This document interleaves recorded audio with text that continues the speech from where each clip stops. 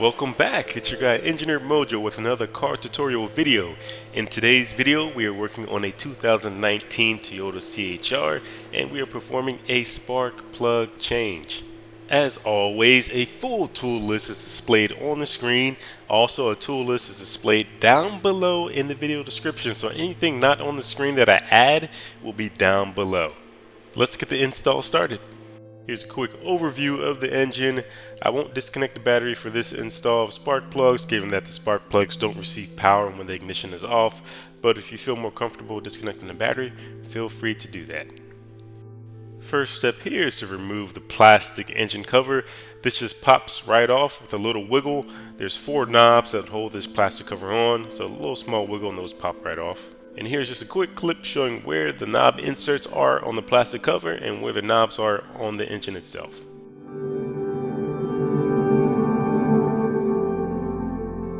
Here I'm also showing the location of the 4 spark plugs near the rear of your engine. Above the spark plugs, those are the coil packs, so you remove those first. To remove the coil pack, take your socket wrench and a 10mm socket, lefty-loosey, and that will remove the bolt that holds on the coil pack. It's only one bolt. Personally, I like to remove one coil pack and one spark plug at a time.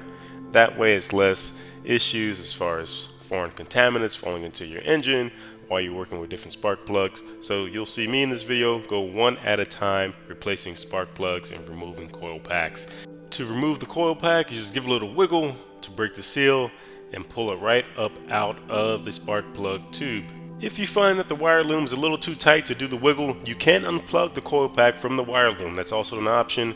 You just need to depress the clip on the coil pack wire loom and that'll come right off, and then you can give some more wiggle room to pull that out the spark plug tube. Here's just a close-up of the tube. Please take note of the rubber grommet that was beneath the coil pack. Don't lose that piece. It can come off with the coil pack at times, so make sure that if it does come off that you just put it back before you reinstall the coil pack. Next, you want to take a 9/16 spark plug socket, and this is a socket that either has a rubber grommet inside or a magnet to help facilitate the removal of the spark plug. And you want to take an extension and put that inside the spark plug tube. Now in this first go I used a little bit too long of an extension. I think that was a 12-inch extension. It did not fit, so I went back and used a 6-inch extension for this job. With the socket and extension seated in the tube, I go ahead and attach my socket wrench, lefty-loosey to remove the spark plug. When I feel the spark plug getting loose, I go ahead and remove the remainder by hand by twisting. It's because it's easier to remove the spark plug extension. As you see, I actually changed my tool to an articulated spark plug tool. It just made it easier to get it down in the tube. But as you see, these spark plugs, they were pretty spent. They were about 40 to 50,000 miles on these spark plugs, so it was time to change them out. Next is the install of the new spark plug. It's virtually the opposite of removal. During install, try to avoid touching the ceramic in the tip part. Try to hold the spark plug by the actual nut.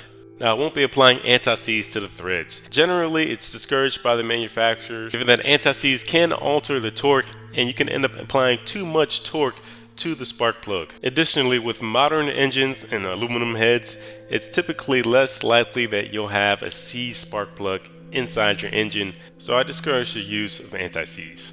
One of the last items to note before reinstalling spark plug is the spark plug gap. Now, these were pre-gapped from factory spark plugs. The gap for this particular vehicle is 0.043 inches. This could be double checked with a gap, a feeler gauge, or something of that nature. If you need to adjust, you can adjust it. Put a link down below in the video description of a good video to show you how to adjust the gap if you need to. As mentioned previously, install is the opposite of removal, but I like to always start the install by hand. I thread the spark plugs in by hand with the socket. That way it's less chance of cross-threading and ruining the threads on the spark plug or damaging your engine head. After a few rotations by hand, I go ahead and apply the socket wrench to go through a few more twists. Before it gets too tight, I will torque it down to the correct spec. Looking through the factory service manual, I came up with 15 foot-pounds for the spark plug. Now, this is also listed in the beginning in the video description for the tool list, so make sure you go back there if you want to see the full list of torque specs for this spark plug and also for the coil pack bolt. I list that as well in the beginning of the video. With the spark plug torqued down, go ahead and reinstall the coil pack down inside the spark plug tube. Reinstall the bolt to the correct spec. Factory service manual called for 66 inch-pounds. Note the inch-pounds, not foot-pound, inch-pounds for the coil pack bolt. And once you get that torqued down, you are now complete with the first installation of the new spark plug. The remainder of the job is a rinse and repeat. Just repeat the steps that you just saw and you'll be able to replace all your spark plugs in due time. Not a hard job at all. If you like this video, please like, share, comment, do all that. And most importantly, if you have any tips to make this job easier or tips for the community, please comment down below. I love that. Please share your knowledge. I'm all about spreading love and knowledge on YouTube. As always, thank you for watching. I'm out.